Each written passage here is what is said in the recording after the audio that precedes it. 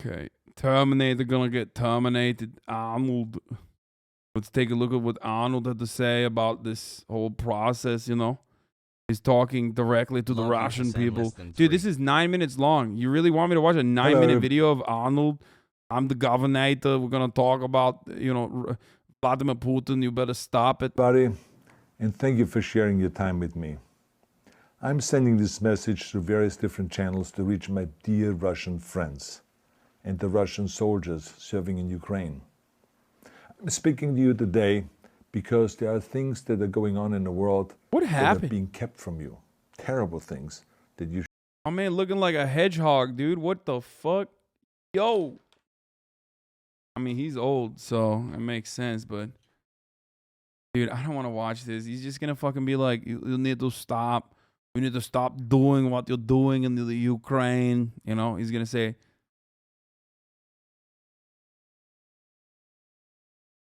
It's your boy.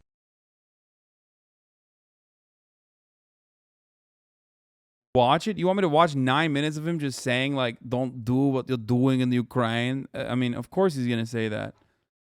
Yeah, and he's gonna try to use his like, you know, fame as a way to like probably try to reach out to Russian soldiers, and ultimately like it makes sense. I think it's probably nice. It is like, because it's hopeless, it's senseless. But before I talk about the harsh realities, let me just tell you about the Russian who became my hero. In 1961, when I was 14 years old, a very good friend of mine invited me to come to Vienna and to watch the World Weightlifting Championships. I was in the audience when Yuri Petrovich Vlasov won the World Championship title, becoming the first human being to lift 200 kilograms over his head. And somehow a friend of mine got me backstage. All of a sudden, there I was, a 14-year-old boy standing in front of the strongest man in the world. I couldn't believe it. He reached out to shake my hand. I mean, I still had a boy's hand. He had this powerful man's hand that swallowed mine. But he was kind, and he smiled at me. I will never forget that day. Never. I went home and I put his photo above my bed to inspire me when I started lifting weights. My father told me to take down that picture and to find a German or an Austrian hero. He got really angry and we argued back and forth. He didn't like Russians because of his experience in the Second World War. Wait. Uh-oh.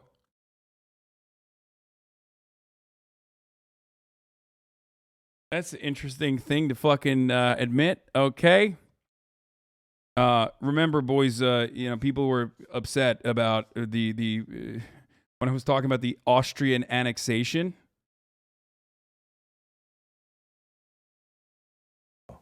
You see, he was injured at Leningrad, where the Nazi army that he was part of did vicious harm to the great city and to its brave people. But I did not take the photograph down, no, because it didn't matter to me what flag Yuri Vlasov carried. No, I mean, look, of course he was fucking, he had a Nazi dad, dude. Like, what do you mean? Look, that doesn't mean he is. Like, I don't think Arnold is a Nazi. Like, but yeah, no shit, dude. That's their fucking military at the time. Is like,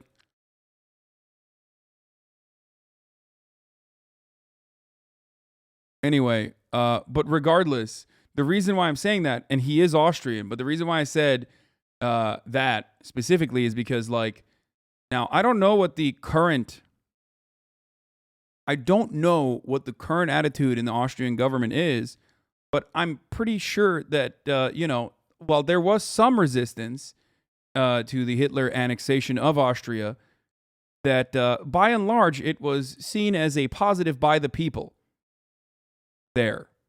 Also have shared similar values. Of course, there were still resistance, and I don't know how Austria talks about it now, but there was also Germans who were fighting because they were forced to fight, that weren't a part of, like, there's varying degrees of like Nazi involvement in Germany. You know what I mean? But I think his father was a little bit more motivated in comparison to others who were maybe forced into conscription.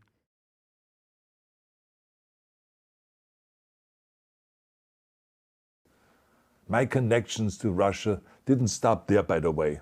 Oh, it actually deepened when I traveled there with bodybuilding and for my movies and met all my Russian fans. And on one of those trips, I remember I met Yuri Vlasev once again. It was in Moscow during the filming of Red Heat, which was the first. He's literally speaking out against his video, against his father. Dude, I know, dude. I know. I'm talking about something entirely separate to the chatters. Can I please? Like, I know. He has talked about his dad being a Nazi before, and I think his grandfather too, like being a fascist. He is deeply ashamed of that, and many Germans are, and many Austrians are.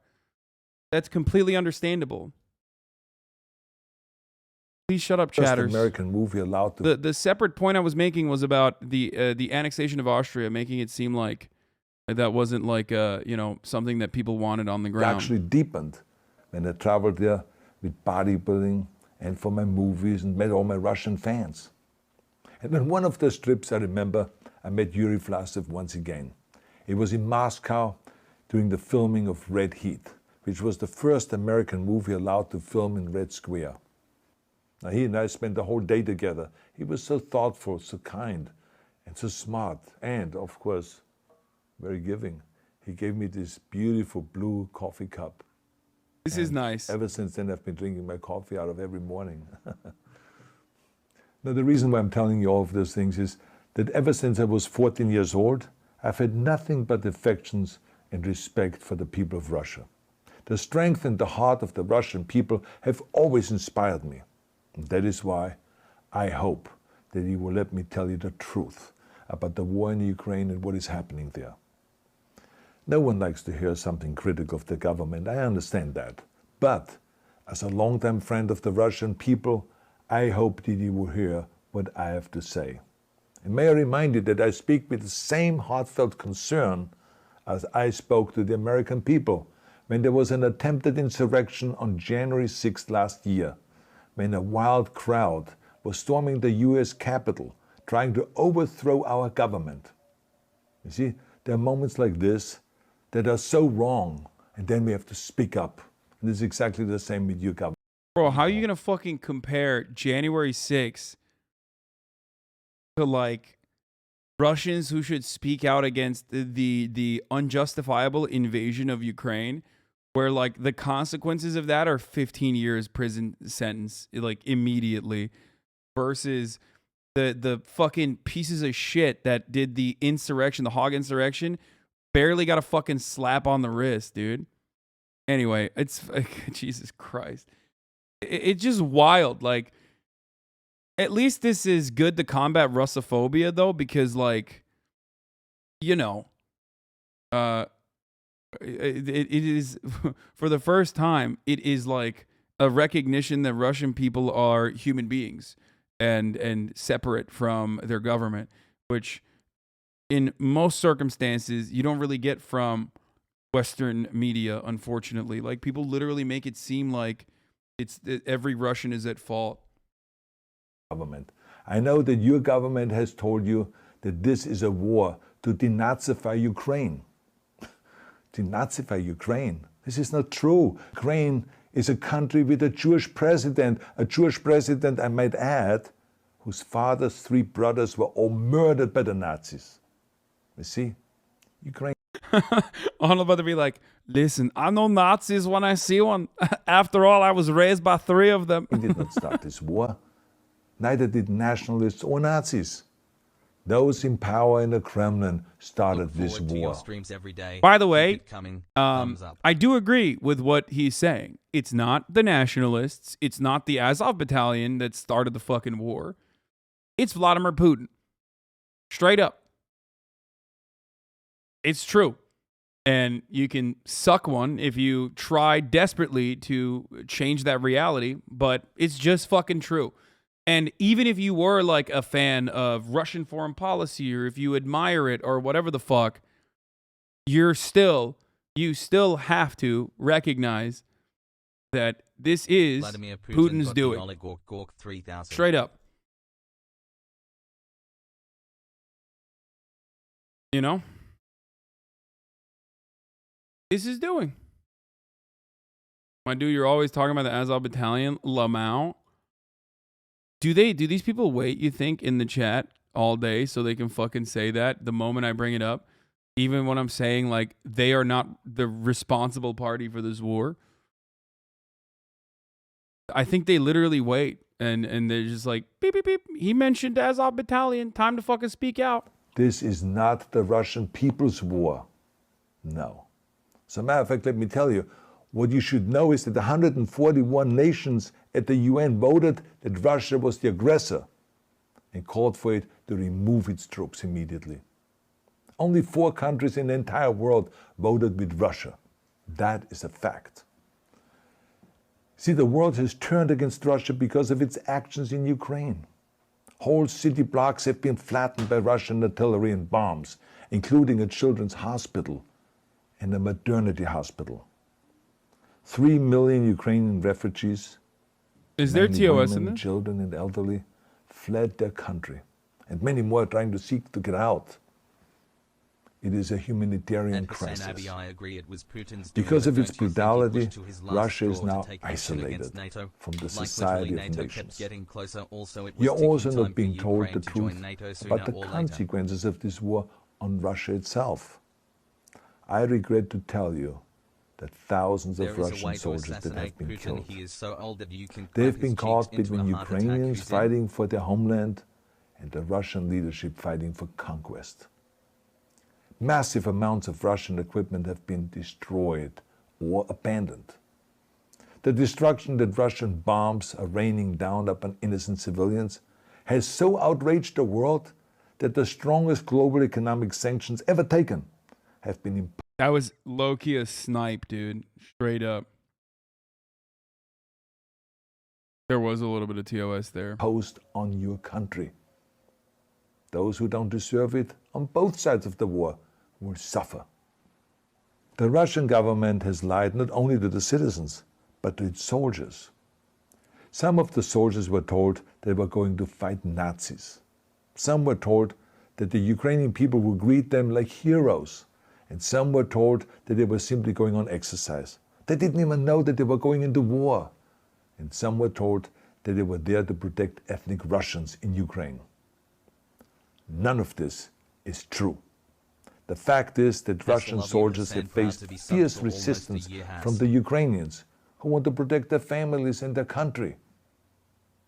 When I see babies being pulled out of ruins, I think that I'm watching a documentary about the horrors of the Second World War, not the news of the day. And let me tell you, when my father arrived in Leningrad, he was all pumped up on the lies of his government. And when he left Leningrad, he was broken, physically and mentally. He lived the rest of his life in pain. Pain from a broken back, pain from the shrapnel that always reminded him of these terrible years, and pain from the guilt that he felt. To the Russian soldiers listening to this broadcast, you already know much of the truth that I've been speaking. You have seen it with your own eyes. I don't want you to be broken like my father. This is not the war. I mean, if the Russian people were capable of hearing this from any of the outlets, like, it would be beautifully told, because it is a really personal story. But I don't think the most Russian people are going to hear about this is because they're watching my broadcast currently from a VPN, and I'm rebroadcasting it. You know what I mean? So, you know, shouts out to the homies in Russia. Hope you're doing all right. But, you know, those people are not in the military anyway. Subs to avoid ads and at the top of the hour they're most hour. likely not going to fucking, you know, their lives on the line and get absolutely fucking brutalized by this horrible government. To defend Russia, that your grandfathers or your great-grandfathers The Russians are, nah, brother, you work without a VPN. fought. This is an illegal war. Your lives. Bro, they're going to clip chimp Your this? limbs. What? That I said that I said, you know, shouts out to my Russians watching right now. What do you mean?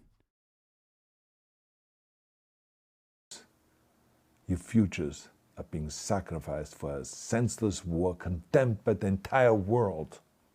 Now, to those in power in the Kremlin, let me just ask you, why would you sacrifice those young men for your own ambitions? To the soldiers who are listening to this, remember that 11 million Russians have family connections to Ukraine. So every bullet you shoot a brother or a sister. Every bomb or every shell that falls is falling not on an enemy, but on a school or a hospital. I'm a little worried. Or a home. I know that the Russian people are not aware of such things are happening. So I urge the Russian people and the Russian soldiers in Ukraine to understand the propaganda and the disinformation that you're being told. I ask you to help me spread the truth. Let your fellow Russians know the human catastrophe that is happening in Ukraine. And to President Putin, I say, you started this war. You're leading this war. You can stop this war. Now, let me close with a message to all of the Russians who have been protesting on the streets against the invasion of Ukraine. The world has seen your bravery.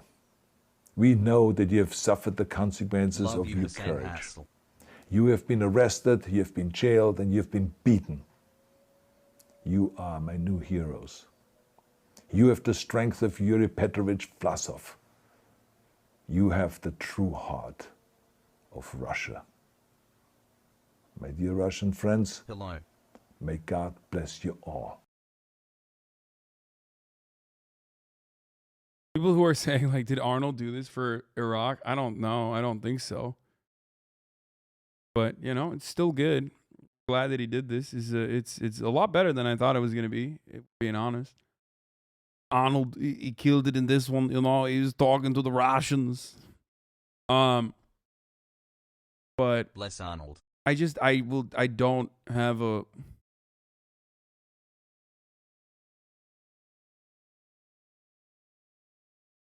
pretty sure Arnold was a fan of the Iraqi invasion, you know. He was, after all, the governor at the time. And my Arnold impersonation is bad. Okay, shut the fuck up. Impressive that your Arnold accent is dog shit considering your more subtle ones. What is this?